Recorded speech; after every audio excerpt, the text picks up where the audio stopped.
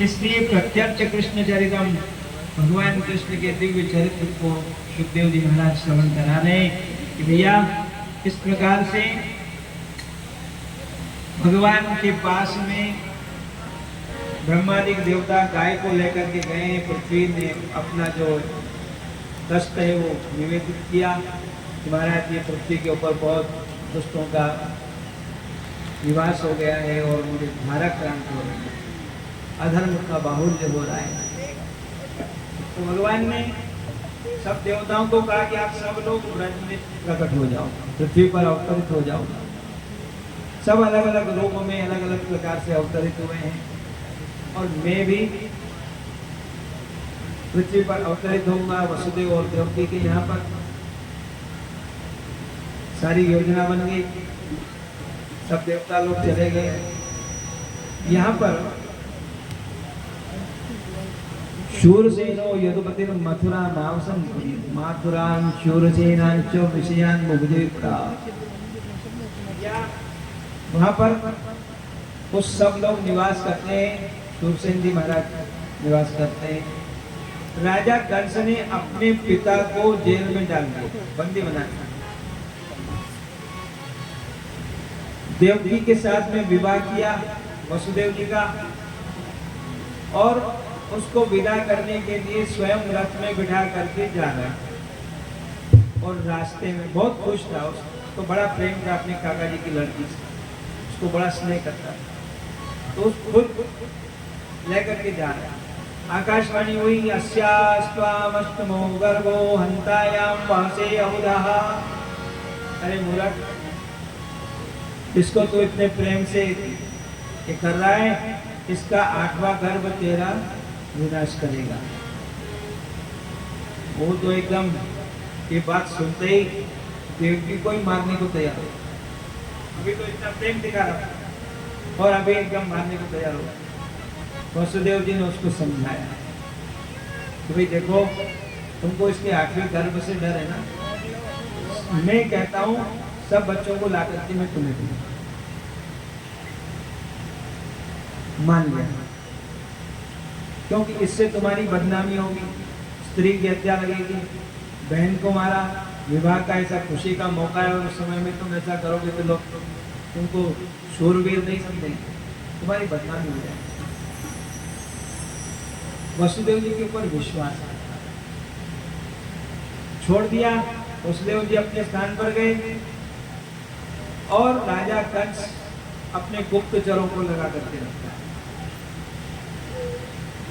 उधर ब्रज में गोप गोपी ये सब रूपों में भगवान के देवतागण अवतरित हुए।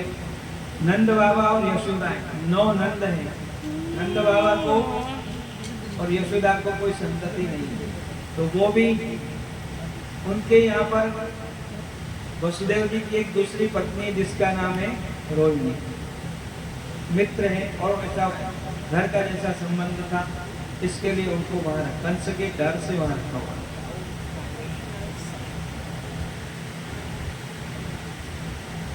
वहां पर एक एक करके देवकी को बच्चे हुए, 6 बच्चे हुए। सब बच्चों को उस राजा कंस ने मारा। वसुदेव जी पहला बच्चा हुआ तो उसको लेकर के आए। राजा कंस सभा में बैठा हुआ था तो उसने उनको देखा, क्या बात महाराज, मैंने जैसा कहा था ये पहला बच्चा है।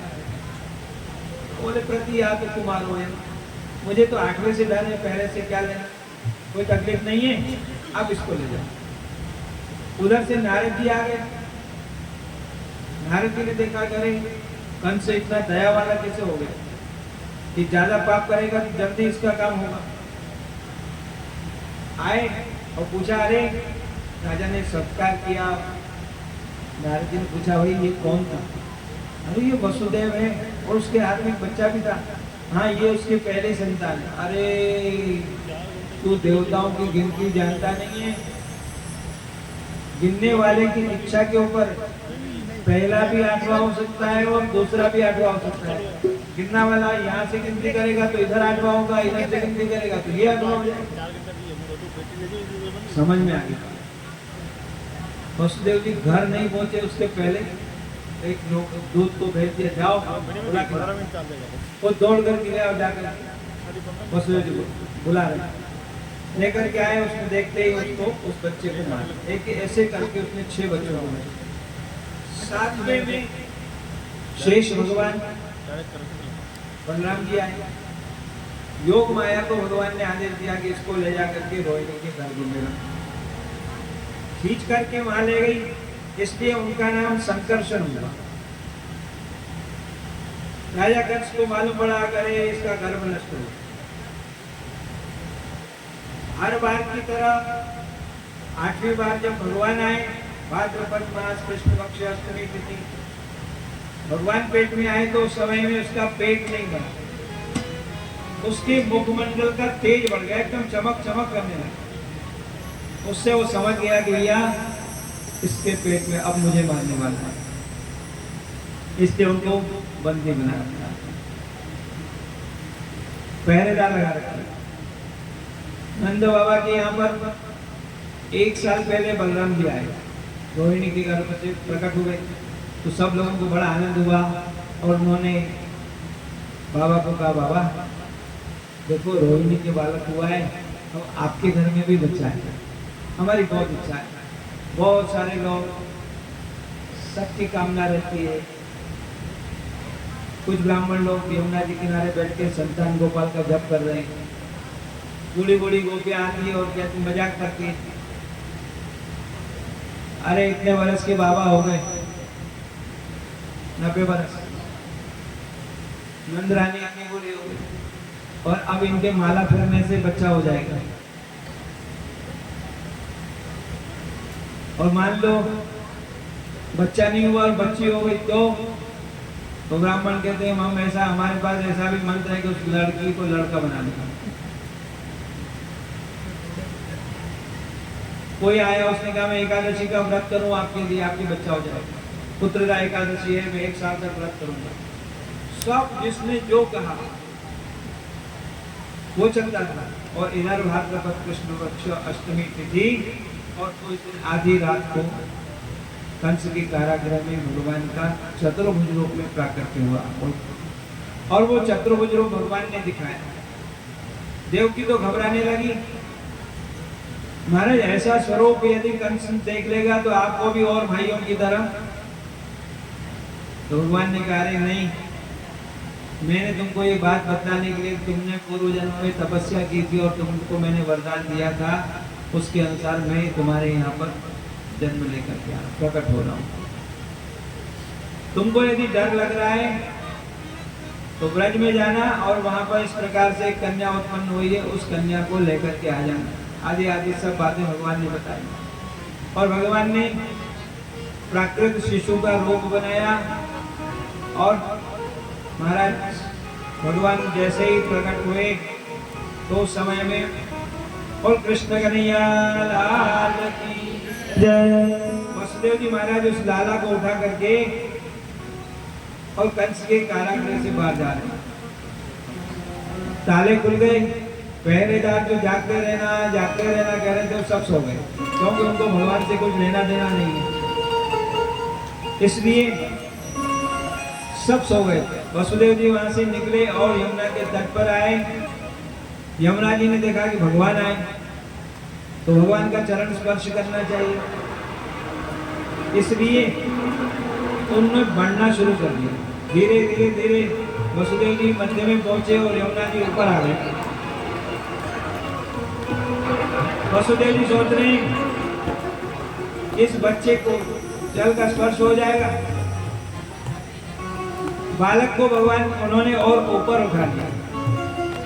उधर ऊपर से बादल देख रहे हैं, उन बादलों ने ऊपर से मंद मंद वर्षा करना शुरू की, गर्जना की। और वसुदेव जी महाराज बच्चे को जैसे जैसे ऊपर करते हैं, यमुना जी और बढ़ती है। परंतु ठाकुर जी ने अपना चरण एक बार निकाला और यमुना जी को स्पर्श कराया। यमुना जी धीरे धीरे नीचे उतर गई, गोकुल में पहुंचे और वहां जाकर के उन्होंने नंद भवन में वहां पे दरवाजे सब खुले हुए थे, क्योंकि सब लोग जाग रहे थे सुबह से। वहां सब लोग जगे हुए थे, रात को जागरण था ना जन्माष्टमी का, दिन भर का उपवास। और रात्रि के समय में 12 बज गई कि लाला हो जाएगा, उसके बाद प्रसाद पाएंगे।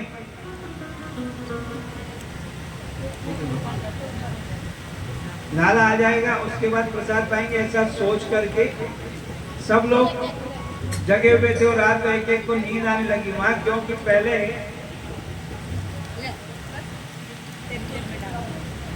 सब लोग बैठ जाइए भैया, 10 मिनट बैठिए, अभी आनंद हुआ नहीं, आप पहले से लुटाने लग गए। जब कहा जाएगा तब करिए ना। श्री राधे भैया रुक जाओ, अभी रुक जाओ।